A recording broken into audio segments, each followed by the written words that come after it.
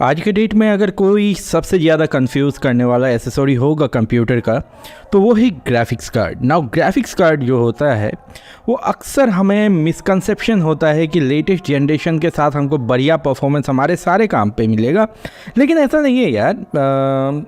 Actually मैं भी affordable ही graphics card use करता हूँ और यहाँ पे आज की इस वीडियो में हम ग्राफिक्स कार्ड के बारे में सब कुछ जानने वाले हैं। तो अगर आप एक गेमर हो, ट्रेडर हो, कंटेंट क्रिएटर हो या फिर जनरल यूज़ के लिए आपको एक पीसी चाहिए, ऐसे में आपको कौन सा ग्राफिक्स कार्ड लेना चाहिए और कौन सा आपके लिए परफेक्ट रहेगा, ये आज के वीडियो में आपको पता चल जाएगा। तो चलिए शुरू करते हैं इस वीडियो को और समझते हैं ग्राफिक्स कार्ड का काला चिट्ठा कैसे हमें बेवकूफ़ बनाया जा रहा है और क्यों आपको इतना पावर नहीं चाहिए या क्यों आपको इतना पावर चाहिए। सारे व्हाट एंड हाउ के आंसर दिए जाएंगे और आपके अंदर और भी कोई क्वेरी हो तो कमेंट्स में लिखना। तो चलिए शुरू करते हैं।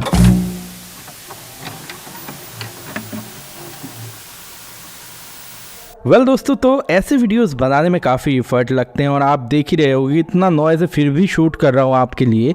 तो ऐसे में आप मुझको मोटिवेट थोड़ा कर ही सकते हो लाइक शेयर करके। और अगर अभी तक आपने सब्सक्राइब नहीं किया और ऐसे वीडियोस आपको पसंद आते हैं तो सब्सक्राइब करके बेल आइकन को प्रेस करना और ऑल नोटिफिकेशन सिलेक्ट करना ताकि ऐसे वीडियोज़ के नोटिफिकेशन आपको टाइम टू टाइम मिलते रहें। ना बात करते हैं ग्राफिक्स कार्ड के बारे में। तो सबसे पहले हमें बात करनी होगी कि ग्राफिक्स कार्ड आखिर होता क्या है।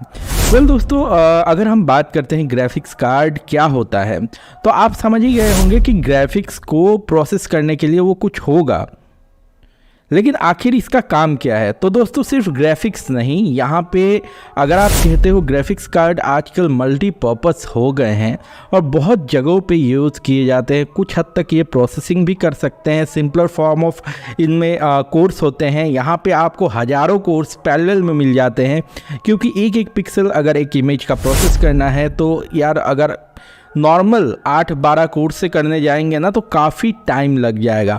और इसलिए ग्राफिक्स कार्ड एक इम्पॉर्टेंट फैक्टर बन जाता है आपके पीसी का, वरना आपका जो यूज़र इंटरफेस है वो भी आप एक्सपीरियंस नहीं कर पाओगे, क्योंकि यूज़र इंटरफेस जो होता है वो भी ग्राफिक्स पे ही बेस किया होता है।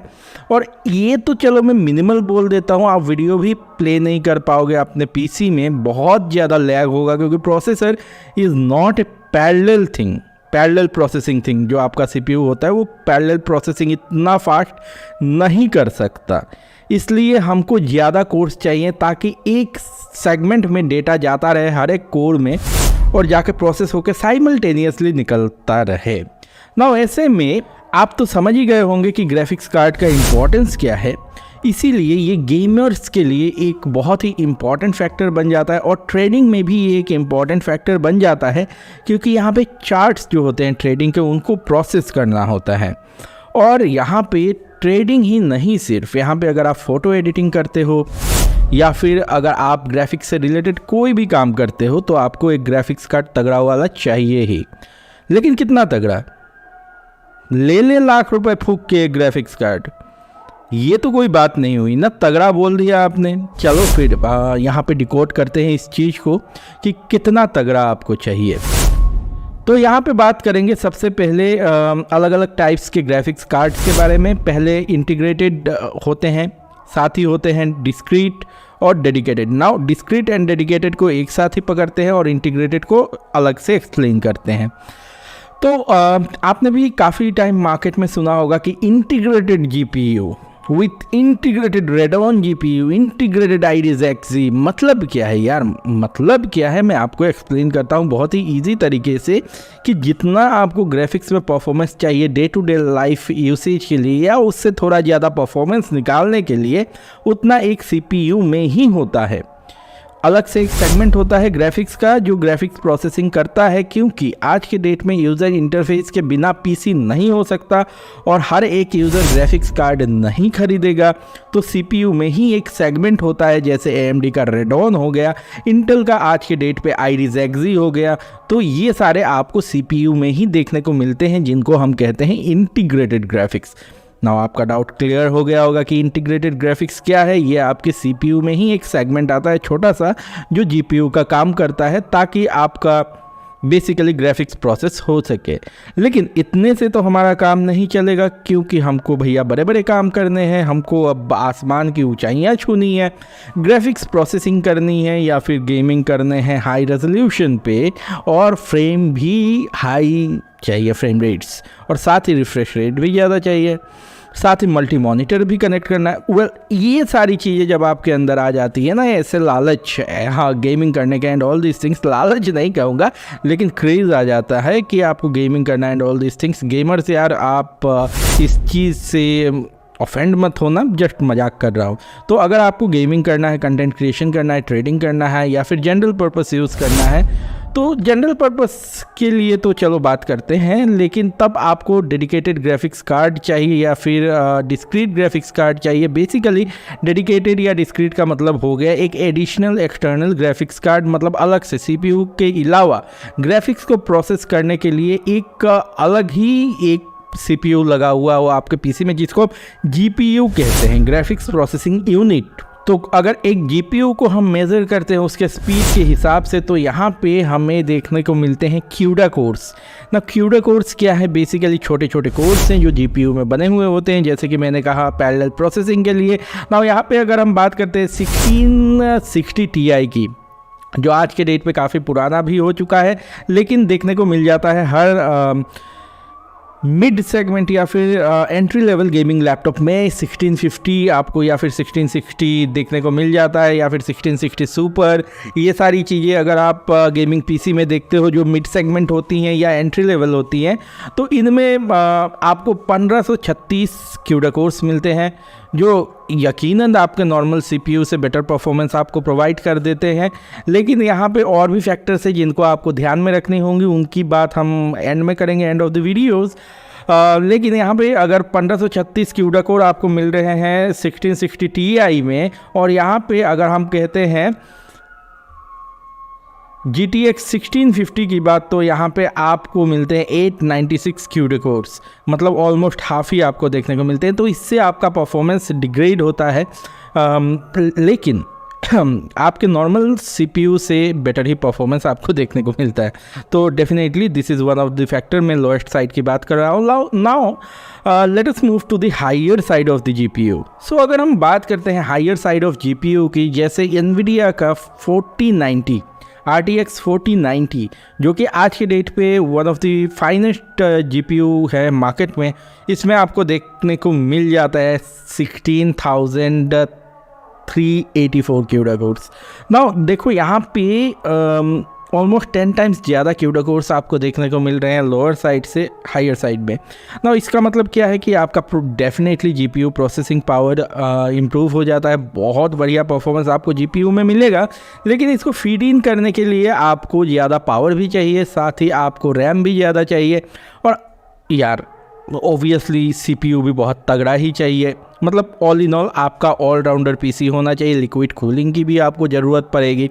तो definitely this performance you can achieve better than this if you have the bank balance to afford, क्योंकि यहाँ पे आपको खर्चे बहुत करने पड़ जाएंगे। तो अब बात कर लेते हैं, चलो हम तो इतना खर्चा नहीं कर पाएंगे, तो हम अगर एंट्री लेवल हैं हर एक चीज़ में, अगर हम उस लेवल के नहीं है कि इतना खर्चा कर पाए, तो यार किस हिसाब से हमको जीपीयू चूज़ करना चाहिए।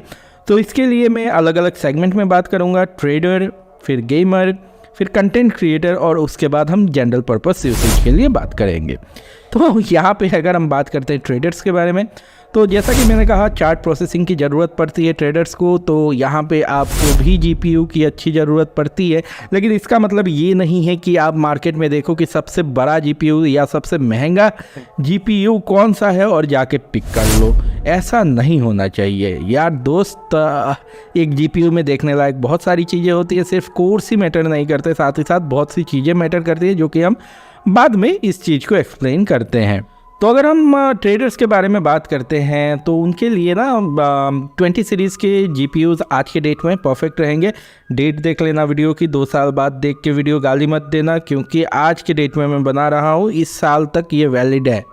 तो 20 सीरीज़ के जीपीयू अगर हम बात करते हैं 2080 Ti की, तो यहाँ पे आपको 4352 CUDA कोर्स देखने को मिलते हैं। That is going to give you a good performance. आपका ग्राफिक्स प्रोसेसिंग भी बढ़िया होगा, इतना ज़्यादा GPU पे आपका प्रेशर भी नहीं आएगा, और साथ ही साथ 1.64 गीगाहर्ट्ज पे इसका क्लॉक स्पीड देखने को मिल जाता है। That is enough for trading, मुझको जो लगता है, जहाँ तक मुझको लगता है। इसके साथ साथ अगर आप चाहते हो, आपके पास ज़्यादा इन्वेस्ट करने के पैसे हैं, तो आप हायर साइड में 30 सीरीज़ के भी ले सकते हो, लेकिन I don't think that is what you need. और साथ ही अगर आप एंट्री लेवल ट्रेडिंग करना चाहते हो, मतलब अगर एकदम एंट्री लेवल हो, यार इतना ज़्यादा नहीं कर सकते, तो you can go with normal जो मशीन्स होते हैं, जिनमें आपको आजकल आईरिस XZ भी देखने को मिल जाता है। That is a good GPU। और साथ ही साथ AMD प्रोसेसर के साथ लेते हो तो Radeon देखने को मिल जाता है। दैट इज़ ऑल्सो काम चलाओ, तो इससे आपका काम हो जाएगा। लेकिन अगर यहीं पे हम बात करते हैं गेमर्स की, तो दोस्तों गेमर्स को बहुत सारी चीज़ें चाहिए। नाउ देखो, एंट्री लेवल गेमिंग तो आप 10 सीरीज़ में भी कर सकते हो, 20 सीरीज़ में भी कर सकते हो, 30 सीरीज़ में भी कर सकते हो, लेकिन यहाँ पे बहुत सारी डिफरेंसेस आ जाती हैं, जो कि बाद में हम बात करेंगे। बेसिकली 10 सीरीज़ में मत जाना। अगर 20 सीरीज़ अफोर्ड कर सकते हो तो 20 सीरीज़ एंट्री लेवल के लिए बहुत बढ़िया रहेगा, क्योंकि आपको बहुत सारे फीचर्स ऐसे देखने को मिल जाएंगे जो आपको 10 सीरीज़ में देखने को नहीं मिलेंगे। या 30 सीरीज़ को ले लेना, अब उनका प्राइस अफोर्डेबल काफ़ी हो चुका है। लेकिन यहाँ पे आपको, अगर मैं 30 सीरीज़ की बात करता हूँ, अगर एंट्री लेवल की बात करते हो ना, तो आप अगर बात करते हो इसका टॉप ऑफ द लाइन जो GPU है उसका, तो यहाँ पे आपको देखने को मिलता है 3090 Ti, जो RTX 3090 Ti। इसमें आपको 10752 CUDA कोर्स देखने को मिलते हैं, और यहाँ पे बूस्ट क्लॉक जाता है 1.8 गीगाहर्ट्ज तक। ये मैं बात कर रहा हूँ उन लोगों के लिए जो थोड़ा हायर साइड में गेमिंग करना चाहते हैं। यहाँ पे 24 GB का GDDR6X रैम देखने को मिलता है। यहाँ पे काफ़ी ज़्यादा रैम आपको देखने को मिल जाता है, और ये 384 बिट मेमोरी इंटरफेस विड्थ के साथ आता है, और ये आपको अच्छा खासा एक परफॉर्मेंस दे जाएगा। वहीं पे अगर हम बात करते हैं 3050 की, RTX 3050 की, तो डेफिनेटली मैं ये कहूँगा कि इससे अच्छा तो 20 सीरीज़ का थोड़ा हायर साइड का ले लो, क्योंकि इसमें आपको 2304 CUDA कोर्स देखने को मिलते हैं, और यहाँ पे बूस्ट क्लॉक आपको 1.47 गीगाहर्ट्ज तक देखने को मिल जाता है। 6 GB का GDDR6 मेमोरी आपको देखने को मिलता है। 96 बिट का मेमोरी इंटरफेस विड्थ आपको देखने को मिलता है। तो डेफिनेटली दिस इज़ मच, क्या कहूँ, much better to go for 20 series, and यहाँ पे हायर साइड का आप ले लो। वहीं पे अगर आप top of the line gaming करना चाहते हो, तो यहाँ पे आप 40 सीरीज़ के साथ जा सकते हो। टॉप ऑफ द लाइन में आपको मिल जाता है 4090, और लोएस्ट साइड में आपको 4060 देखने को मिलता है विथ 3072 CUDA कोर्स, मतलब 3072 CUDA कोर्स। और यहाँ पे अगर हम बात करते हैं 4090 की, तो आपको देखने को मिल जाता है 16384 CUDA कोर। नाउ डेफिनेटली इतने CUDA कोर होने की वजह से पावर कंजम्पशन भी आपको देखने को ज़्यादा मिलेगा, और यहाँ पे 4090 में आपको देखने को मिल जाता है 24 GB का GDDR6X मेमोरी और 384 बिट मेमोरी इंटरफेस विड्थ के साथ ये आता है। और साथ ही अगर हम बात करते हैं 4060 की, तो यहाँ पे आपको देखने को मिल जाता है 8 GB GDDR6 मेमोरी, और यहाँ पे आपको देखने को मिल जाता है मेमोरी इंटरफेस विड्थ 128 बिट का। और साथ ही इनमें आपको सब में 4K at 240 हर्ज सपोर्ट मिल जाता है, या फिर 8K at 60 हर्ज यहाँ पे आपको DSC HDR देखने को मिल जाता है। साथ ही HDMI 3X का सपोर्ट और डिस्प्ले पोर्ट का सपोर्ट आपको दोनों मतलब इन 40 सीरीज़ के लाइनअप्स में देखने को मिलता है। तो डेफिनेटली आप अगर गेमर हो तो you can go with this. Now पहुँचते हैं यहाँ पे कंटेंट क्रिएटर्स की तरफ। हाँ, रीजंस में और भी बहुत सारी चीज़ें हैं जो मैं end of the video explain करूँगा आपको। तो डेफिनेटली बी हियर, जाना नहीं अभी कहीं, अभी चेयर को यहीं पे टाइट करके बैठे रहो, कहीं नहीं जाना है। तो यहाँ पे अगर कंटेंट क्रिएटर्स की बात करते हैं तो definitely content creators are much more similar to gamers, क्योंकि इनको ग्राफिक्स प्रोसेसिंग बहुत ज़्यादा करना होता है। लेकिन वहीं पे अगर हम बात करते हैं कि इतना ज़्यादा ग्राफिक्स का नीड कंटेंट क्रिएटर्स को नहीं होता है, साथ ही बहुत सारे ऐसे फीचर्स होते हैं top of the line GPUs में जो आपको नहीं चाहिए। तो you can go for at least mid segment GPUs, जैसा भी आपका बजट है। अगर आपका बजट बहुत ज़्यादा है, अगर आप बहुत ज़्यादा इन्वेस्ट कर सकते हो, then you can go with 40 series. यहाँ पे 4070 सुपर आपके लिए अच्छा खासा एक रहेगा 7168 CUDA कोर्स के साथ, और यहाँ पे 192 बिट का मेमोरी इंटरफेस विड्थ देखने को मिल जाता है, और साथ ही साथ यहाँ पे बूस्ट क्लॉक आपको देखने को मिल जाता है 2.48 गीगाहर्ट्ज़ तक का। लेकिन वहीं पे अगर आप अफोर्डेबिलिटी को ध्यान में रखते हो तो यार Iris Xe भी काफ़ी है और Radeon भी काफ़ी है। लेकिन फिर भी अगर आपको डिस्क्रीट लेना ही है तो 20 सीरीज़ का यूज़ कर सकते हो। मैं तो यार 10 सीरीज़ का यूज़ कर रहा हूँ 1650, and that is much more than what I need. मेरा तो स्मूथली काम हो रहा है। 1080p पे वीडियो रेंडर्स वगैरह मेरे स्मूथली होते हैं। हाँ, हो सकता है थोड़ा टाइम ज़्यादा जाता है, लेकिन टाइम को अगर ध्यान ना देना तो यार टाइम क्या, मैं अगर 10 मिनट्स का क्लिप प्रोसेस कर रहा हूँ, रेंडर कर रहा हूँ, तो 20 मिनट्स या 18 मिनट्स के आसपास लगता है। और इतना ज़्यादा मैं इस चीज़ से एक्सपेक्ट भी नहीं करता, और इतना टाइम लग जाए तो मुझको कोई प्रॉब्लम भी नहीं है। साथ ही मैं अगर एडिट करते टाइम डिस्प्ले में आउटपुट देखता हूँ तो वो भी काफ़ी स्मूथ ही चलता है। लेकिन फिर भी you can go for 20 series और 30 सीरीज़। लेकिन अगर आपका बजट बहुत ज़्यादा है, अगर आप अफोर्ड कर सकते हो, then you can go for mid segment of 40 series lineups. और यहाँ पे अगर हम फाइनली पहुँचते हैं कंटेंट क्रिएटर्स से आगे बढ़ते हुए जनरल पीपल की तरफ, जो कि नॉर्मल लोग होते हैं, वर्ड, एक्सेल, पावर पॉइंट पे काम करना होता है, वीडियोस देखने होते हैं, मूवीज़ देखने होते हैं, थोड़ा बहुत गेम खेलना होता है एंड ऑल दिस थिंग्स। तो डेफिनेटली दोस्तों आपको भी ग्राफिक्स की ज़रूरत है, क्योंकि यूज़र इंटरफेस तो आपके पास भी होता है, और छोटे मोटे गेम्स अगर आपको चलाने हैं तो यार फ्रेम रेट उतना घटिया नहीं आना चाहिए, स्मूथ आना चाहिए। लेकिन इतना मैं आपको क्लियर कर देना चाहूँगा कि Iris Xe ग्राफिक्स जो इंटेल में आता है 13 जनरेशन, 12 जनरेशन, 11 जनरेशन, इससे पहले नहीं आता था। तो Iris Xe is much powerful graphics, and ये आपको अच्छा खासा ग्राफिक्स परफॉर्मेंस प्रोवाइड कर देता है। तो ऐसे में आपको इतना ज़्यादा डेप्थ में नहीं जाना है। अगर आप अफोर्ड कर सकते हो तो यार आप 4090 ले लो, RTX 4090। वहाँ पे मैं कुछ नहीं कहूँगा। आपको अगर किसी ने इन्फ्लुएंस किया है, दुकान वाले ने अगर अपने सेल्स को बढ़ाने के लिए आपको इन्फ्लुएंस कर रहा है कि भैया हाँ ग्राफिक्स अच्छा होगा तो आपको वीडियो क्वालिटी अच्छा दिखेगा, घंटा कोई फ़र्क नहीं पड़ता। इतना तो मुझको मतलब आज तक डिफरेंस फील नहीं हुआ GPU होने से कि क्या डिफरेंस आता है। ऐसा कुछ नहीं होता है, ये आपको बस मतलब चूना लगाने की टेक्निक है। बस आप ये ध्यान में रखो कि मुझको अपने पर्पस के लिए चाहिए, मैं 20-30 हज़ार रुपये एक्स्ट्रा नहीं पे करने वाला।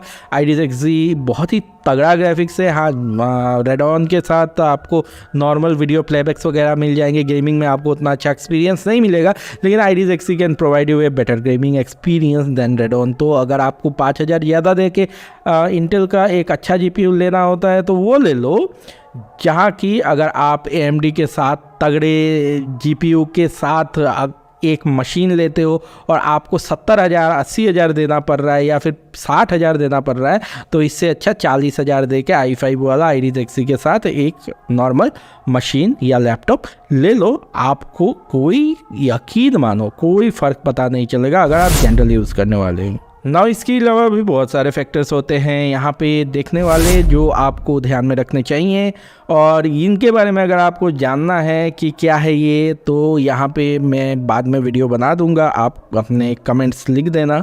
तो अगर आपके क्यूरीज होंगे तो मैं डेफिनेटली इस पे वीडियो बना दूँगा। तो जो अलग अलग फैक्टर्स हैं जिनको ध्यान में रखना चाहिए, जैसे अगर आप गेमिंग कर रहे हो तो आपको रे ट्रेसिंग लगेगा, तो रे ट्रेसिंग है कि नहीं।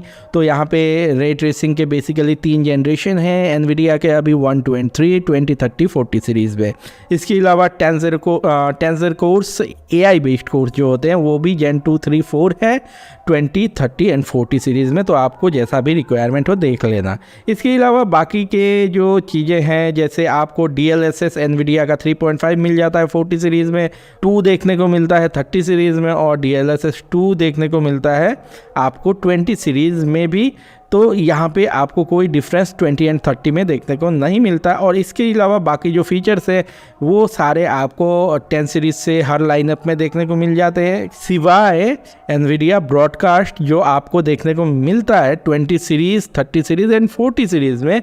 अगर आप ब्रॉडकास्ट वगैरह करते हो, पॉडकास्ट वगैरह करते हो, तो ये आपको काम में आएगा, क्योंकि यार मैंने देखा है यकीनन काफ़ी बढ़िया नॉइज़ रिडक्शन कर देता है यार, मतलब बहुत ही बढ़िया परफॉर्मेंस प्रोवाइड कर देता है। तो अगर आप पॉडकास्ट वगैरह करते हो तो you can go for this. और इसके अलावा यहाँ पे बाकी सारे फीचर्स आपको देखने को मिल जाते हैं। तो अगर गेमर हो तो यकीनन आपको पावरफुल GPU चाहिए। बाकी सारे कामों के लिए इतना आपको खर्च नहीं करना, किसी के इन्फ्लुएंस में आके ज़्यादा पैसे खर्च करके बैठ मत जाना।